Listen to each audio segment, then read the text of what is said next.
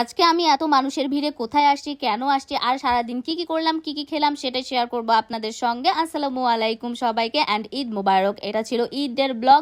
তো আমি সময় পাইনি জন্য একটু ব্লগটা দিতে লেট হয়ে গেল। অনেকে আমাকে আস্ক করছিল, আপু আপনি ঈদের দিন কি কি করলেন সেটা তো শেয়ার করলেন না।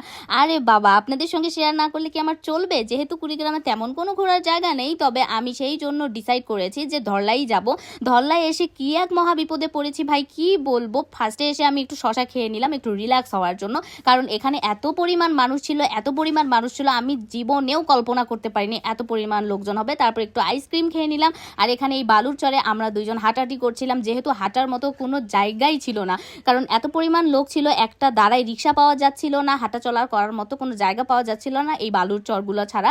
যেহেতু এখন পানি শুকায় গেছে, এগুলাতে অনেক পানি ছিল, এখন এই বালুর চরগুলো হাঁটার মতো উপযোগী। আর এখানে দেখেন একটা পাইপ, আর পাইপের মধ্যে দেখেন শাড়ি পরে মেয়েটা কিভাবে কি করতেছে ভাই। আমি শুধু এটাকে দেখতেছিলাম আর চিন্তা করতেছিলাম যদি একবার পড়ে যায় তাহলে কি হবে। তবে আজকের দিনটা অনেক বেস্ট ছিল, আর ঈদটা আমার অনেক ভালো কেটেছে, অনেক আমি মজা করেছি। আপনাদের ঈদটা কেমন কেটেছে আমাকে তো কমেন্ট করে জানাবেনই। তার সঙ্গে আপনারা কোথায় ঘুরতে গিয়েছিলেন আর কি কি করেছিলেন সেটা জানাতে একদম ভুলবেন না।